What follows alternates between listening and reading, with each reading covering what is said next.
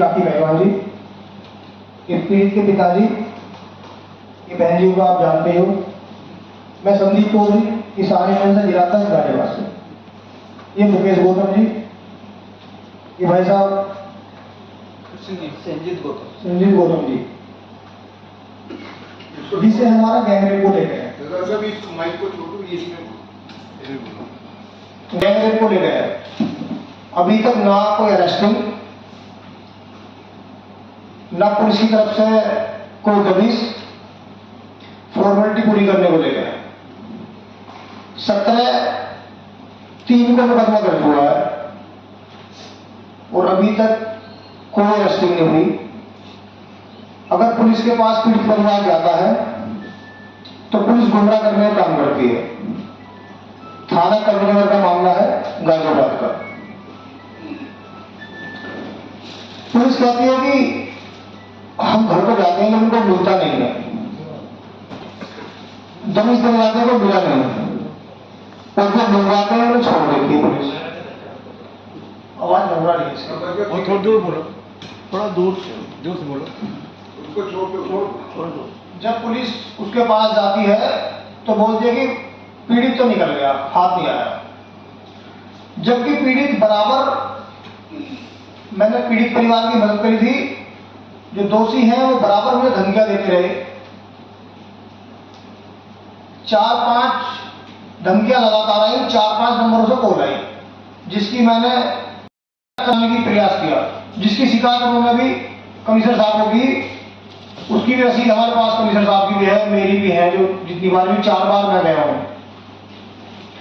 जिन्होंने धमकी दी वो थाने पर भी आ गए और पुलिस ने वो छोड़ भी दिए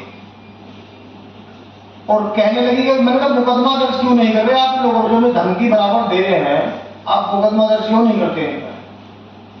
पुलिस कहती है जांच चल रही है। जांच अभी तक पुलिस की खत्म नहीं हुई और बराबर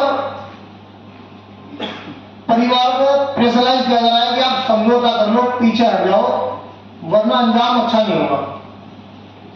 बराबर मुझ पर प्रेशर दिया जा रहा है।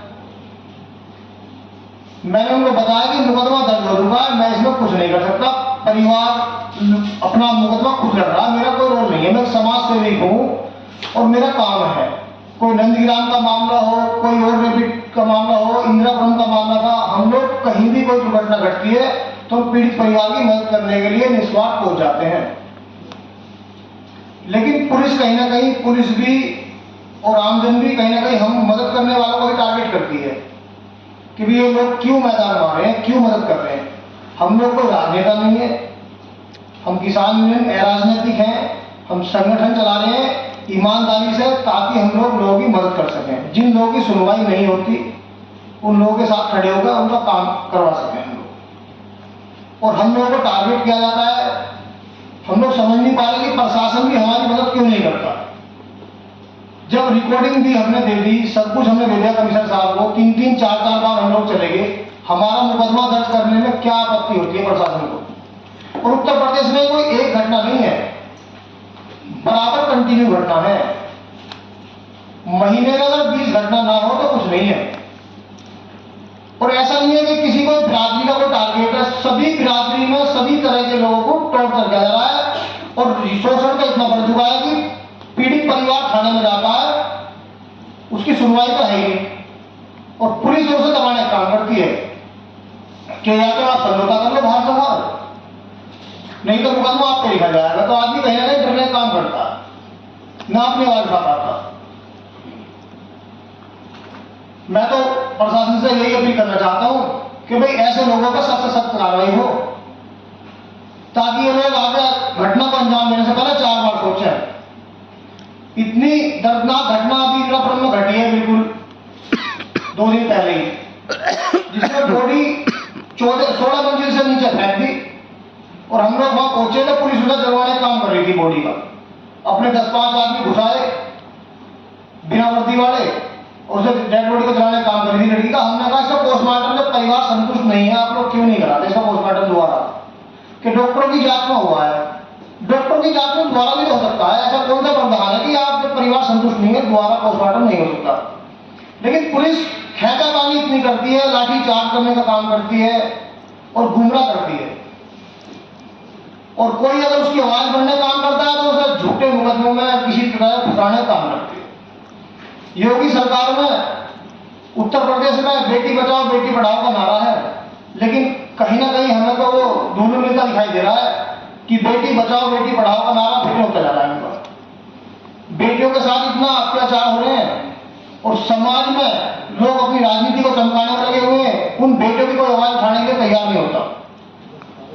तो मैं तो सरकार से यही अपील करूंगा कि योगी जी कम से कम उन परिवारों पर ध्यान दो जो आपके दरबार तक भी पहुंचाते हैं और फिर भी निराश रहते हैं, मुकदमा दर्ज भी नहीं हो पाता उनका। लोगों की आवाज बनते आए हैं, हमेशा उनके लिए खड़े रहे हैं। और मुझे बस ये बात अखर रही है कि गाजियाबाद जो कि दिल्ली से चंद किलोमीटर दूर है और दिल्ली एनसीआर का हिस्सा है, वहाँ से इतने सारे केसेस आ रहे हैं, लगातार हमारे पास आ रहे हैं। पिछले वर्ष एक केस 2 साल की बच्ची के साथ जो बर्बरता हुई, उसके बाद भी आज तक अरेस्ट नहीं हुआ है। उसके बाद अभी पीछे जब मैं इन सब लोगों से जुड़ी हूँ, राखी जी स्पेशली बहुत जुझार तरीके से वहाँ पर आवाज़ उठा रही हैं। गाजियाबाद की अगर आप बात कर ले तो ये तो वो सटा हुआ एरिया है दिल्ली से, जो कि हमारे पार्लियामेंट से कुछ चंद किलोमीटर दूर है। यहाँ पे हमारी छोटी छोटी मासूम बच्चियाँ सुरक्षित नहीं हैं, तो यूपी बिहार के और अन्य क्षेत्रों की बात तो हम कहाँ ही करें और अन्य राज्यों की बात कहाँ ही करेंगे, क्योंकि वो हम सब देखते हैं, हमें सब पता है। मैं चाहती थी कि कोई हमारे जो अभी यहाँ पर प्रेजेंट है मीडिया के भाई बंधु, उन सभी का बहुत बहुत धन्यवाद कि आपको इसकी गंभीरता पता है, इसीलिए आप यहाँ पर हैं। इस मुद्दे की गंभीरता आज के समय में हमारे हिंदुस्तान में बहुत ज़्यादा है, इतनी ज़्यादा है कि उससे ऊपर कुछ भी नहीं है। छोटे छोटे अगर मासूम बच्चे, हमारी बेटियां सुरक्षित नहीं है, तो मुझे लगता है इसके ऊपर कोई गंभीर मुद्दा नहीं होना चाहिए। बट जो लोग आए हैं उनका धन्यवाद, जो नहीं आए हैं उनको अपने अंदर झांकने की जरूरत है कि मीडिया को भी देखना चाहिए कि कितना गंभीर मुद्दा है। यहाँ पीड़ित परिवार खुद है, बहुत गंभीर मुद्दा यहाँ पर उठाया जा रहा है।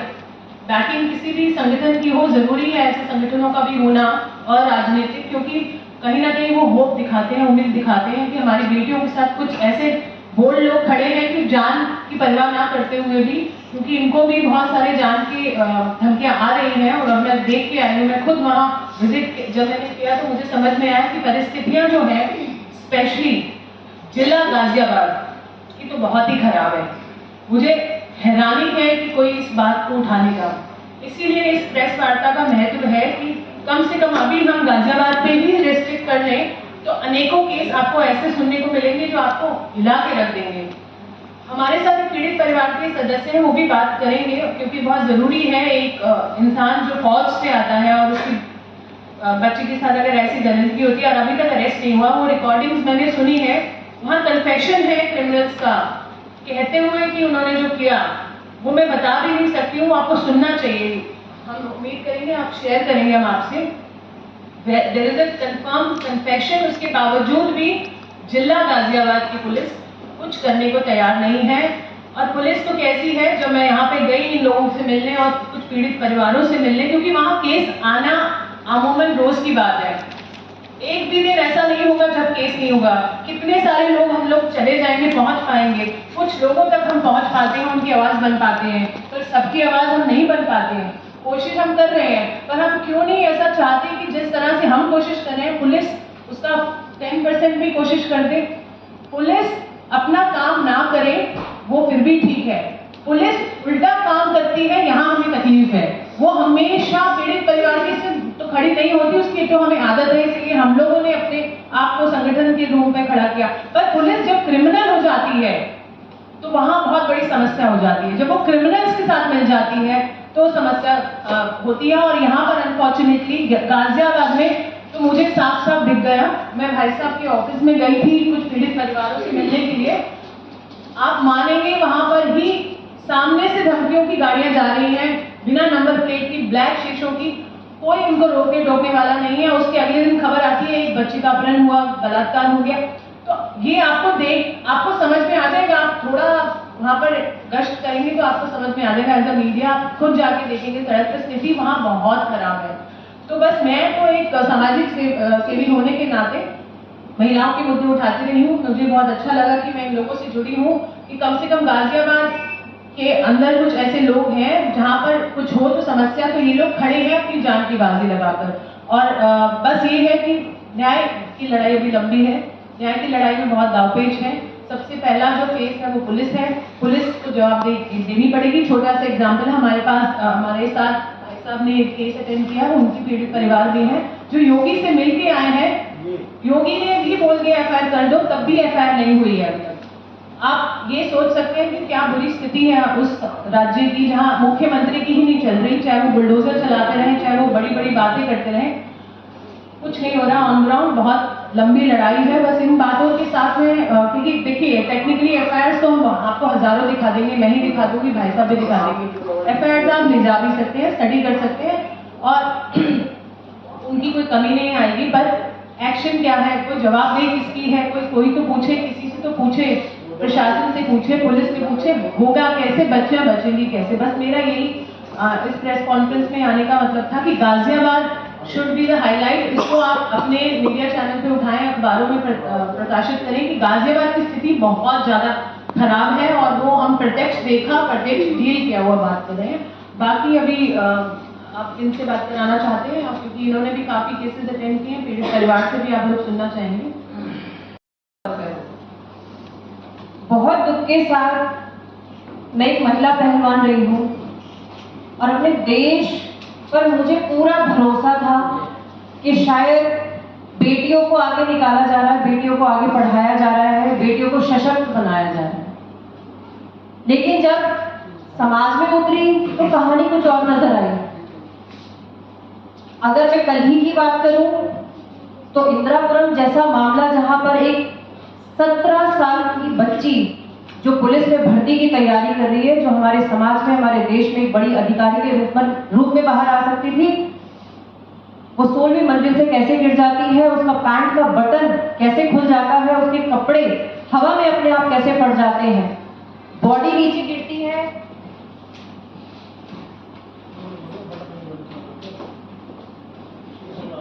हेलो, बॉडी नीचे गिरती है, बॉडी सही सलामत है, लेकिन कपड़े फट जाते हैं।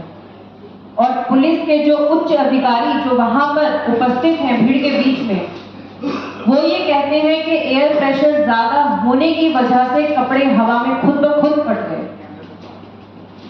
आप सभी लोग बुद्धिजीवी लोग हैं, आप अगर इतने बड़े रैंक का अधिकारी, आईएएस आईपीएस अधिकारी अगर ऐसी अनप्रैक्टिकल बात कहे तो कहां है महिला सुरक्षा, कहां है महिला सुरक्षा। नंदग्राम की बात करूं तो 4 साल की छोटी बच्ची, हाल ही में वो मामला आप सब लोगों की नोटिस में आया। गाजियाबाद का वो मामला जहां 4 साल की बच्ची, न जाने कितने सारे इंजेक्शन, कितने सारे ड्रग्स के बॉटल्स, जहां पर बच्ची की बॉडी मिली वहां पर वो उपस्थित थे। क्यों पुलिस इन सारी चीजों को अनदेखा करती है। बात करूं गैंगरेप जैसे मामले की, जहां आज हमें उपस्थित होना पड़ा आप लोगों के सामने, आपकी मदद हमें लेनी पड़ी कि गैंगरेप जैसे मामले जहां अपराधी के ऊपर 17 मुकदमे हैं और ये सारी चीजें पुलिस के संज्ञान में ऑलरेडी है, उसके बाद भी एफआईआर हुए लगभग 1 महीने का समय हो चुका है, बार बार उन्हें बताने के बाद भी गिरफ्तारी नहीं हुई। तो कहां है महिला सुरक्षा। एक मामला हमारे भाई साहब, जस्ट अभी मुझे पता चलता है कि एक बहुत छोटी सी बच्ची, 3 साल की बच्ची के साथ में छेड़छाड़ होती है उसके प्राइवेट पार्ट्स में। उसकी कंप्लेंट के लिए वो गरीब परिवार बाहर निकलता है तो उसकी माताजी के साथ में वो अपराधी बलात्कार करते हैं। पीड़ित परिवार, गैंगरेप का मामला है, पीड़ित परिवार माननीय योगी जी के पास जाते हैं, 1 महीना लगभग हो चुका है और उनकी एफआईआर अभी भी नहीं हुई है। तो कहां है महिला सुरक्षा। जो घटना माइक मुख पास करो, जो घटना अभी संदीप चौधरी साहब ने बताई है वो मेरी बेटी के साथ में हुआ है। थाना कबीरनगर गाजियाबाद का ये घटना है। एफआईआर हो गया है, मुकदमा हो गया है। हमने एविडेंस की रिकॉर्डिंग और बहुत एविडेंस पुलिस को दे चुके हैं और अभी तक पुलिस ने किसी भी दोषी को नहीं पकड़ा है और उन्होंने हमें धमकी दी है। जो वीडियो उन्होंने रिकॉर्डिंग किए थे उनको वायरल करने की धमकी दी है और मैं अगर कहीं बाहर जाता हूँ, ड्यूटी जाता हूँ, तो मुझ पर भी हादसा करने की कोशिश की है। मैंने इसका एक एप्लीकेशन कमिश्नर साहब को गाजियाबाद में दिया है, उस पर भी कोई कार्रवाई नहीं की है। मैं आप सभी से ये कहना चाहता हूँ कि उन दोषियों के खिलाफ जल्द से जल्द कार्रवाई हो। धन्यवाद।